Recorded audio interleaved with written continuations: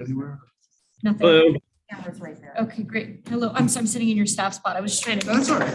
bring us in Want to here. get cozier? Well, I'll tell you what, if y'all sit in the staff spot, then we'll occupy this L together. Okay. Nice hair. Really sharp. Because I thought. You're better. All right. Well, welcome, everybody. Are we live streaming? Yes, thank you, team. Okay. For those who may be joining us on the live stream, Katie Crystal, Chair of the Northern Virginia Transportation Commission for one more month. Welcome. We're convening our executive committee here on December 2nd at 6:10 p.m.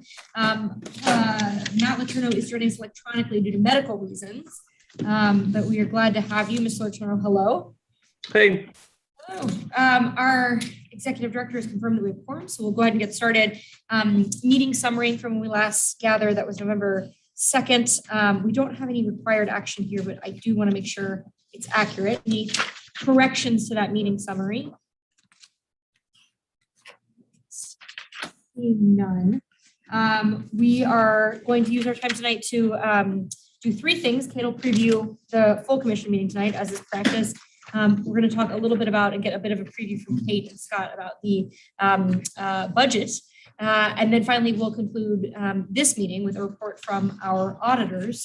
As you all may or may not remember, this executive committee moonlights as the audit committee. So we'll be discharging our responsibilities in that capacity with our colleagues from PB Maris tonight. So Kate, could you give us a preview of what we can expect on the regular agenda? Absolutely. And first of all, I do want to share, we actually passed this along to all commissioners earlier. We did get a public comment this evening, and the individual who actually came as anonymous, sometimes we do get names from those, was asking if transit across Northern Virginia will be free at any point in the future. And are any other agencies trying to introduce fare-free programs like DASH? Can NBTC fund these initiatives? And obviously, we've had some conversations with the commission about this. Do we have the email address? I'll need to find out. It looked like everything was coming in just as anonymous form fill, but I'll see. It would be wonderful if we could share them with them some of the great work and summaries that have been, but all right. We'll find out. But and anyway, so just going into the action items, obviously in addition to our minutes, we've got the acceptance of the audited financial statements. Mike, have you here? We do have action to send our 2021 report on the performance condition of WMATA to the Governor and General Assembly. We have both NBTC's and PRTC's legislative and policy agendas for next year. And also action to authorize VRA staff to advance a public bond issuance backed by the CROC funding. And as you're going to get in just a moment, you'll be getting the first presentation on our proposed budget for next fiscal year coming back in January. But I do want to make the point of comments. We actually do need an action on that at this committee in a couple minutes so that we can just present it to the full commission. Okay. Does that make sense? An action to present, and then will the executive committee hear it again in January and recommend adoption? No, the only action the executive committee needs to do is recommend that You present it. we present it to the. Terrific. Yeah. Okay. So this is the only action we need to worry about. So anyway. Great. So unless there are any questions, I think we could just roll right into that conversation. Now that you've teed up our task at the conclusion of the Sure. presentation from you and Scott. So we did pull out for you in front of you just the slides. These are actually the slides that we'll be going over later. And so just super high level. Scott and I will tag team a little bit later. But since we've had, as executive committee, we had a conversation last month about some budget priorities, and we've included those in here. And amazingly, through Scott's great efforts, we've maintained almost a zero growth on our G&A budget from last year by moving some things around. But we have included a research portfolio of $200,000, as well as additional funding to staff training, so we can provide some executive training to me and the team. So those are actually included in here. But in general, it's still about meeting the priorities we have. So I'm happy, or Scott's happy to answer any questions. I don't know how detailed we want to get at this moment in time, but we have, some teaser slides for you.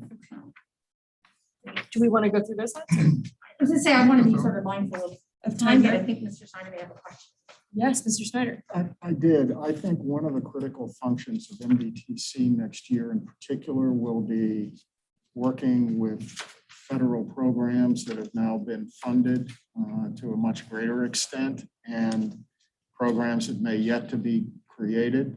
So are we adequately staffed up and from a budget standpoint, adequately prioritizing the federal work, which I think it has emerged as really very significant? Sure. So we have, I believe we have within this proposal, one of the things that we've been able to take advantage of is leveraging the expertise of federal liaisons that VRE has. And so we do have the ability to access them for, whether it's looking at responding to comments on the new programs that are developed. So I think we have a really good partnership with VRE to be able to do that. At this time, we don't anticipate that any of our NVTC jurisdictions are going to be looking to NBTC to be applying or administering any of those funds. So that if we find ourselves in a place like that, that might come back maybe for a budget amendment. But the ability to track and see what's going on, we have memberships with the American Public Transportation Association, as well as access to the federal liaisons from VRE, and they're wonderful information sources for us to track things. I guess if asked which was more important, $200,000 for research or money that is available to NVTC for supplementing staff or whatever is needed in order to make sure we're making maximum use of things like the infrastructure program, and if the reconciliation program comes forward, I would tend to put the priority there as grabbing money and taking maximum advantage of programs and commenting to set up the programs in a way, of course, that would benefit us. So anyway, this isn't anything that has to be resolved tonight, but in terms of priorities, that's looming very large for me right now. I think that's an excellent point. I think the major question is not whether we as individual jurisdictions and we as participants in programs like, for example, VRE want to maximize our ability. It's, I think maybe as Kate was indicating, sort of whether NVTC specifically in that. So I think, maybe if we have some sense that our jurisdictions could use the force multipliers to more effectively apply for that money, maybe it sort of behooves us to check in with our jurisdictional staffs and get a sense of that. I want to make sure there's not only a goal, but a mechanism for NVTC to make that goal. But I share the goal 100%. And the other issue, particularly smaller jurisdictions, federal money usually has a lot of strings on it. And I know that NVTC has been very good at not only supporting larger jurisdictions, but supporting smaller jurisdictions. So I just want to make sure that we're adequately staffed so that whatever the needs are of NVTC members and NVTC as a body, we're able to meet them with this budget and administrative thing, because at least what I've read and what I understand, there's a lot of new money available. So. I would like to make a note on that because his jurisdiction and mine are quite similar. And oftentimes, from a transit perspective, our needs, while are critical to us, are somewhat different from the large jurisdictions. And we need to be able to proportionally leverage what's best for us. And sometimes that, and we've got these categorical formulas, and I know this is kind of probably a harsh term, but we sometimes get disenfranchised from a budget perspective because what we need might not fit into a larger initiative. I don't know, that's an inelegant way of describing it, but small jurisdictions have critical transit needs, but there's sometimes they get lost in the larger discussion. I don't know. Madam Chair, if I could, I have been communicating with some of our jurisdictions, not been able to get sort of bottom line from all of them. Playing in the federal space has, as Mr. Snyder alluded to, a lot of elements and complexities to that. And so we don't necessarily, I'm not necessarily hearing a unifying voice that NBTC could play in that space. And that's part of the challenge at this moment in time as to what makes sense. What I do know is we have the ability to be looking out for those grant opportunities and providing as necessary. if I could, we obviously have a little bit more time before the budget needs to be adopted. If I get a sense that there's more than, there's a number of jurisdictions that want NBTC to participate, I think I could come up with a better budget estimate. It's a little fuzzy right now. And the other thing, of course, we could always do a budget amendment if there's a specific opportunity, which may be an option to pursue. Following what's going on, getting that information out to our jurisdictions, we do that now. That's something that's really, really important to us to provide that information out there. So that technical support is there. Actually administering grants, that is where there's a lot of consideration. And I think many of our jurisdictions look at that. Getting a bit of federal money into a transit system can actually change what that transit system can and cannot do. Right. Yeah. And I think that some of our systems are very mindful of that. And so you sort of getting into that, being careful as we get into that. But absolutely, we are watching, we are paying attention, thankfully through trade associations that we're already part of, get nice alerts. But I do want to have a bigger conversation if the jurisdictions and all you want to, if we play in that federal space, because that's not insignificant. And it may actually have an impact on a lot of our financials and how we do that work. Yeah. So if I could maybe kind of reflect back what I'm hearing, I think the real difference is, or the real question is not, will NBTC play a role of informing us and making sure we're aware of these opportunities? The answer to that is yes. That is very settled in this budget fund side. The question is, should NBTC play a bigger role in federal grants administration? perhaps. Yeah. Yeah. So I think maybe, I think it could be really helpful to get some more insight from the professional stuff, which sounds like Kate's already doing. And that may actually be not only a budget, but kind of a scope conversation for all of us. So, but I do think it behooves us to kind of put some boundaries around what that question is. So even defining it specifically that way can be helpful. Because I really associate myself with Mr. Snyder's characterization of the opportunity, right? So I don't want to make it sound like I'm, have any question about whether we should all be rising to the occasion of that opportunity. So, okay, thank you. That was really helpful. Are there other thoughts or things that we haven't yet kind of teased out on the budget that Scott and Kate, you would indicate that we really try to surface before we consider whether to pass it along? Not really. Those are the two big main new areas. You just mentioned about the jurisdictional contributions. So under this budget, the jurisdictional contributions would increase about 300,000, which is 11% increase over last year. But the breakdown of that is we've got the base operating program, and that would be an increase of about 3.5%. And then we have the new research and support line, and that would add another 7.6%. And then additional professional developments, another 4/10. So it's these added areas that we're talking about, which will increase it up to 11.5%. And that's the dollar increase you just shared that's the whole, all of our subsidies together. Exactly. So that's an increase of 300,000, right? Can I ask a question on that, Madam Please. Chair? Yeah, please. So Kate, have those numbers sort of been shared yet with any of the jurisdictional staff, and are there any concerns? So indeed, and I'll have Scott speak to that because he actually did meet with all of the jurisdictional staff. Yes, I did have a call with all the staff, and basically no one really expressed any concern about the increase, considering what it will bring to NBTC, especially the research line. So everyone seemed okay with it on the call. It's funny, I always often think with our budget, and our ends are so small that you see, like, the jurisdictional subsidies are going up 11%. That seems really high, and then $300,000 actually divided among the jurisdictions is certainly a lot of money. I mean, to minimize it, but perhaps not that much when it comes to actually putting together our jurisdictional budget. So, Matt, did that answer your question to your satisfaction? Yeah, it may behoove us to just check in with our staffs on that in case they didn't want to be impolite on the group call. But I mean, I don't personally have a lot of heartburn. I will say from my Metro Board experience that I know that sometimes even very small shifts for our smaller jurisdictions, which don't seem like a lot, sometimes do cause concern. So I would be attuned to that, but we have some time on this. So I can bring up another point.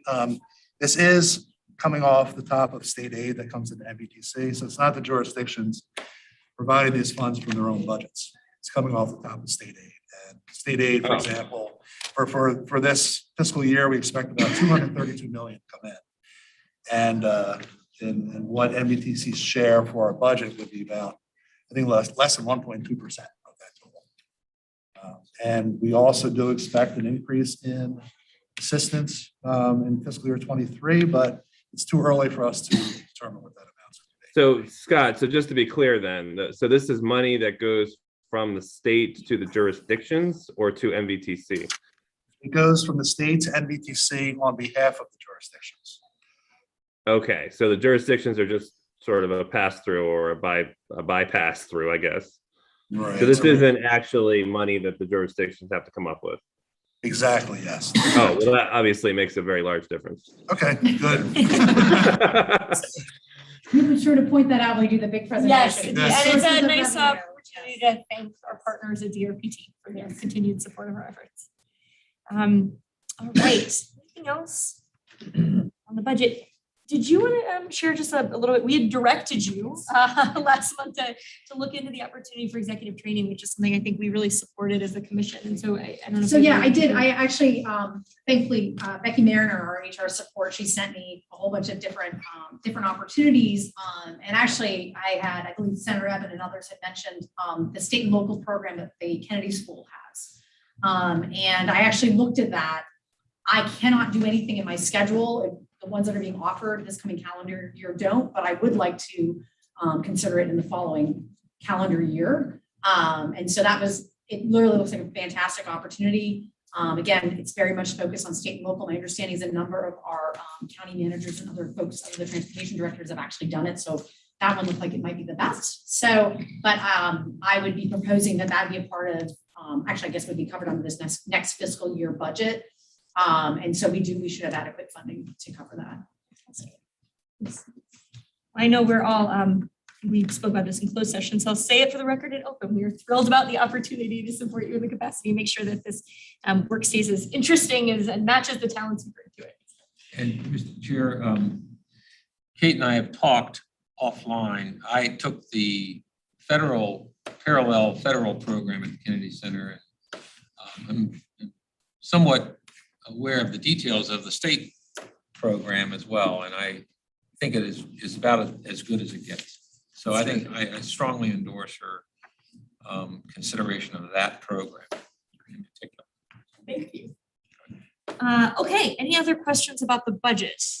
If not, would someone like to move approval for submission of the budget to the commission? So moved. Thank you, Mr. Aguirre. Is there a second? I'll second that. There's no further discussion. All those in favor of approving the budget for submission, please say aye. Aye. Aye. Any opposed? Any abstentions?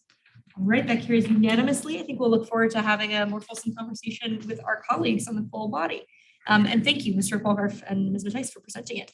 So we'll now take off our executive committee hats and put on our audit committee hats and welcome Mike Gerber from QB NARS. And I know you'll be giving us a bit of a preview of the fiscal 21 audit. So please welcome and over to you. Thank you. Appreciate that, Madam Chair.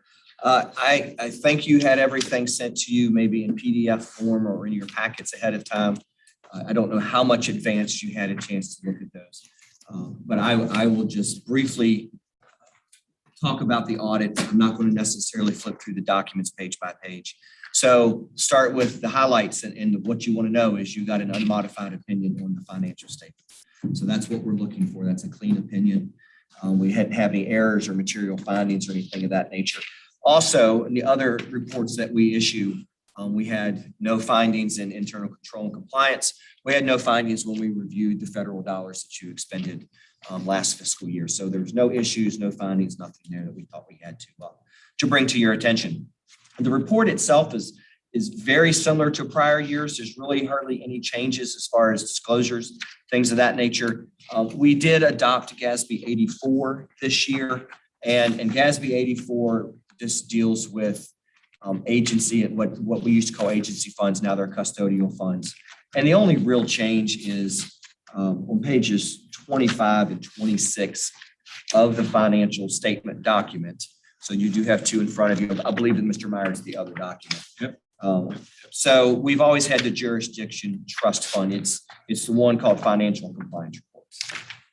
So page 25 and 26, we've always had the jurisdiction trust fund listed here.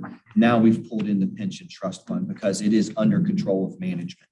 And so we do control those funds. And so GASB 84's requirement is to pull this in. It's not money that's at your disposal. It's there for pension and retirement. So it doesn't get included in general fund or anything of that nature. It doesn't get pulled in as assets of NVTC. It's just there to disclose that we do control these funds. So that's really the only significant change to the financial statements this year. You look like you have. Yeah, well, I do have a question. I have to admit that I've learned something new tonight, which is that we have a pension at NBTC. Is it independent or do we participate in the state ERS system? No, it's NBTC's pension plan. It's a target benefit plan. It's a really defined contribution plan, Okay. but the contributions are determined by an actuary based upon, similar to a defined benefit plan. And how is it invested? Is it steered by a committee or do you No, do it's that as it's our- individually directed, so we make a contribution on behalf of each employee, which is actuarially determined for each employee, and they get to choose among 10 funds I see. with this custodian that we So have. it behaves somewhat like a 401k. It's very similar to a 401k, yes. The only difference with that is the way the contributions are calculated are different than like a 401k or defined contribution plan. And it's quite portable. Oh, yeah. Fully vested and the employer contribution after 5 years. Employees are required to kick in, I think, at least 2% of their salary. And that is 100% vested at all times. What's the maximum? There's really no maximum. Just the because IRS. It's actuarially determined, right? So the IRS is the ones that determine the maximum contribution that's allowed. Well, knowing it Good. looks a little more defined contribution than defined benefit, I worry less as someone with an obligation to the fiduciary responsibility. I know I worry sometimes when we're carrying a pension with a defined benefit on our books that There is brings no a whole nother level of liability. standard. Yeah, there is no liability from this plan that we've reported that on NBTC's books, Fantastic. like Thank as you we so do much. for VRS, yes. Yeah, great. So other than that, I don't think I really have much else to go through in the financial statement document. As always, we pull in our portion of VRE. We split VRE between PRTC and NBTC. So when you're looking through the statements and you see the commuter rail service fund, that's really NBTC's portion of VRE. So that's what that is. And there is a footnote in here that does give you the full numbers of VRE, not just NBTC or PRTC's portion. But that's back in the footnotes, and that footnote's been there for years and years. So as far as the financials, that's really the only significant thing I want to point out. In the other document, we normally lay out the items in here of significance within the audit itself. If we had any issues performing our procedures, if we had issues with our inquiries and getting answers, we did not have anything like that we needed to report.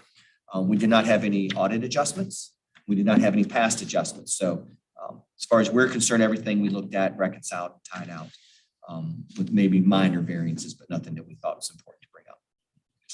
There are a few estimates that are recorded in the financial statements, as always, because we don't have actuaries here, but investments and things of that nature. There are different ways to value investments, and so that is a significant estimate in financial statements.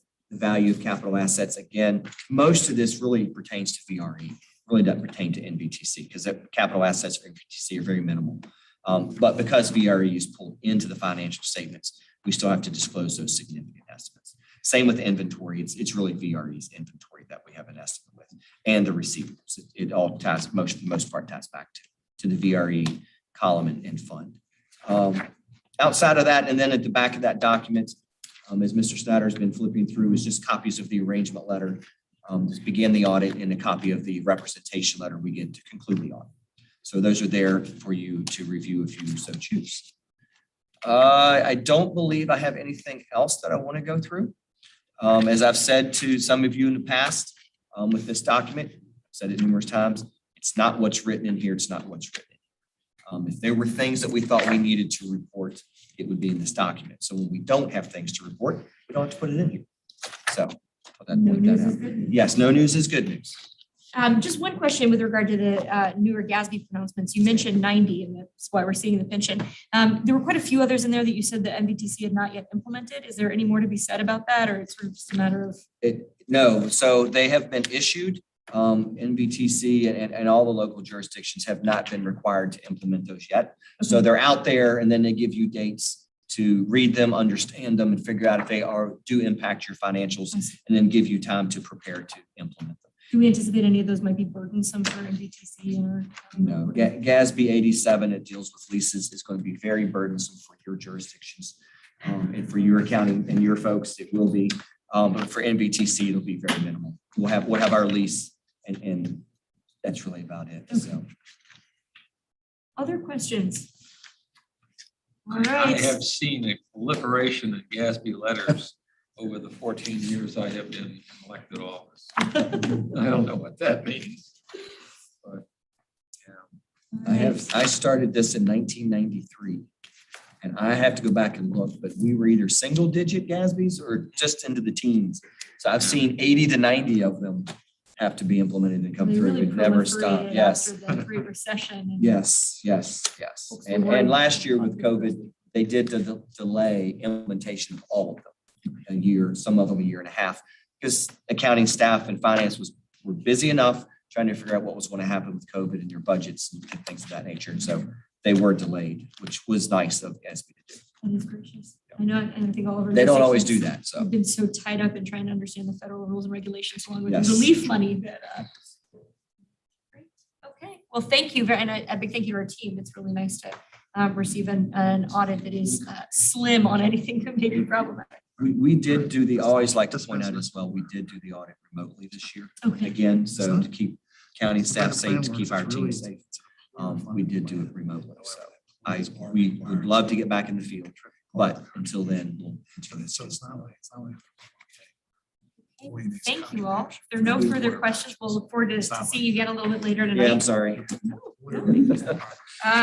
You come bearing good news. We're happy to see you again. Okay, so do we have anything else to come before the executive committee or the audit committee?